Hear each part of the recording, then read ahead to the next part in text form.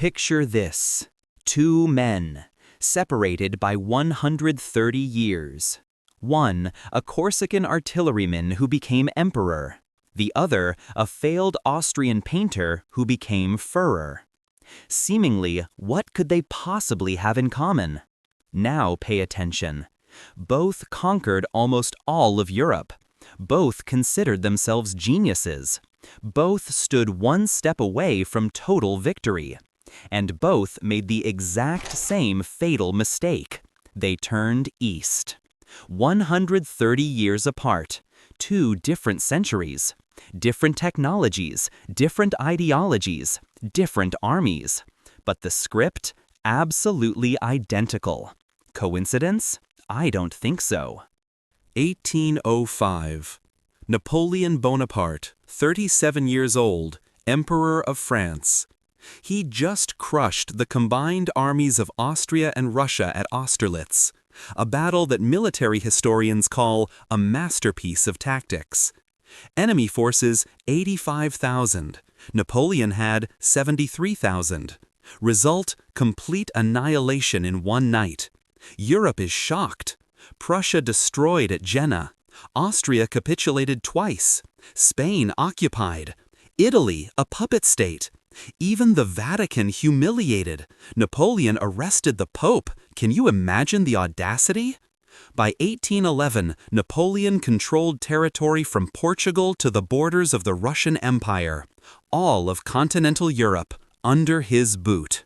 You'd think, stop there, enjoy it. You're already the greatest general since Caesar.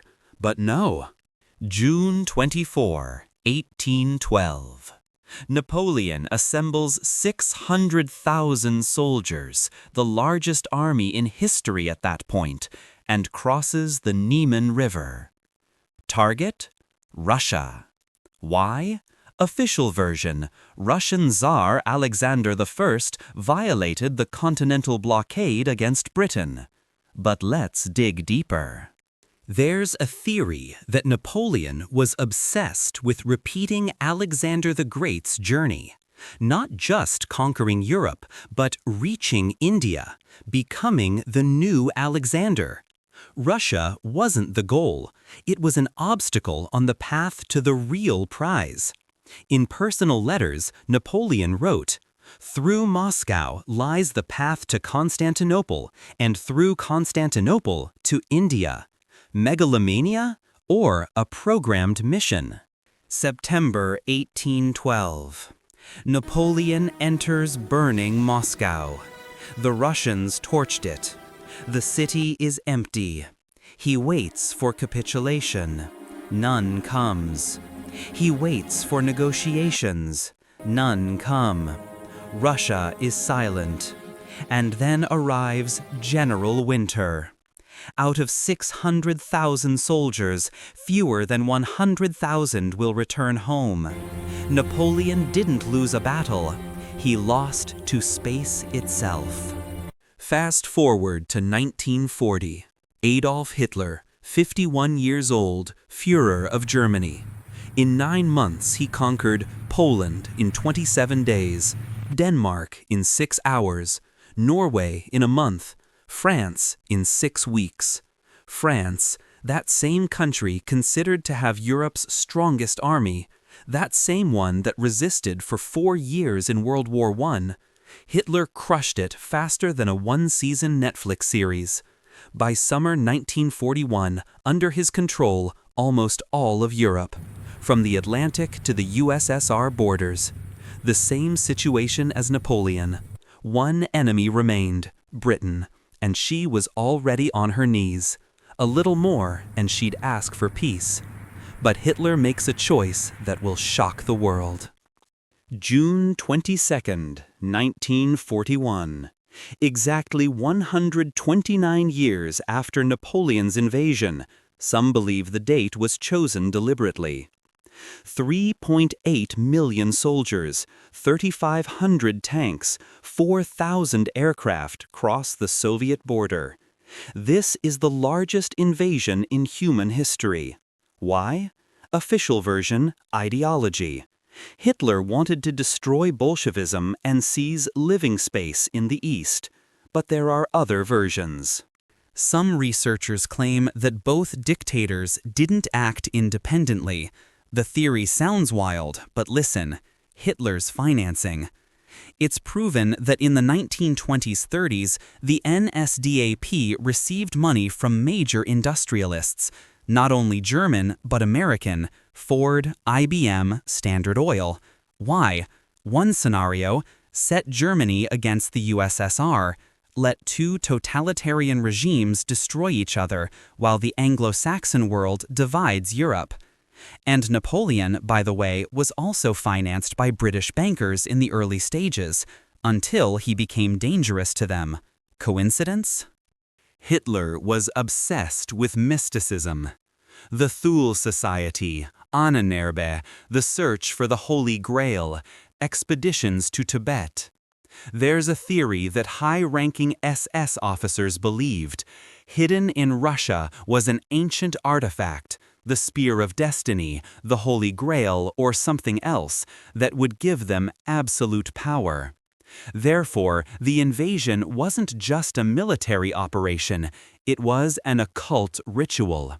Sounds insane? Now remember that Hitler actually sent SS members to search for Shambhala and Atlantis. December 1941. The Germans stand 20 miles from the Kremlin. They can see Moscow's domes through binoculars, but they can't advance further. Winter. -22 degrees Fahrenheit. Tanks won't start.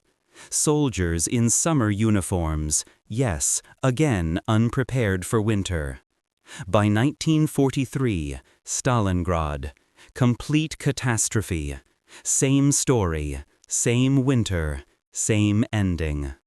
Let's look at the chilling similarities.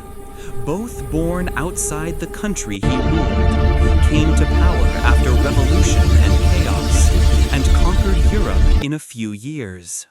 Both invaded Russia or the USSR in summer. Their armies got stuck outside Moscow in winter, leading to catastrophic retreats.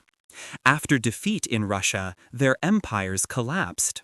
Napoleon ended life in exile, Hitler by suicide in a bunker. This is no longer coincidence. This is a pattern. Why didn't both geniuses stop? Napoleon controlled Europe, could have made peace with Russia, could have lived in luxury until his dying day. Hitler was one step from victory over Britain, could have taken a pause, consolidated conquered territories, strengthened his position. But both rushed east, as if pushed by an invisible force. Let's explore the theories. First, Megalomania, the boring historian's version. Both were egomaniacs, couldn't stop. Success intoxicated them. They wanted everything, simply overestimated themselves. But that's too simple, right? Second, a geopolitical trap. Maybe Russia or the USSR themselves were the threat. Napoleon knew. Sooner or later, Alexander I would rebuild his army and strike first. Hitler knew. Stalin was amassing troops at the border. A preemptive strike? Sounds logical. But then why weren't they prepared for winter? Why didn't they learn from past experience? And finally, the curse of the East, the conspiracy angle. What if there's a pattern? What if everyone who tries to unite Europe under one power inevitably goes east and inevitably loses? Rome tried, failed. Napoleon failed. Hitler failed. What if this isn't a mistake, but a program, an invisible code of history?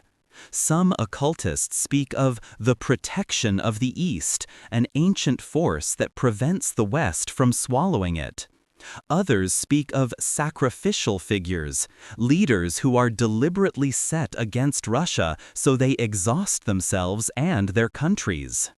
80 years have passed since Hitler, and you know what? Europe is again talking about unity, about globalism, about a new order, and Russia, again on the periphery, again different, again a threat. History doesn't repeat itself, it rhymes. And every time someone in the West thinks, this time it'll be different, geography, winter, and space say, try it. Napoleon and Hitler weren't fools. They were geniuses of their time.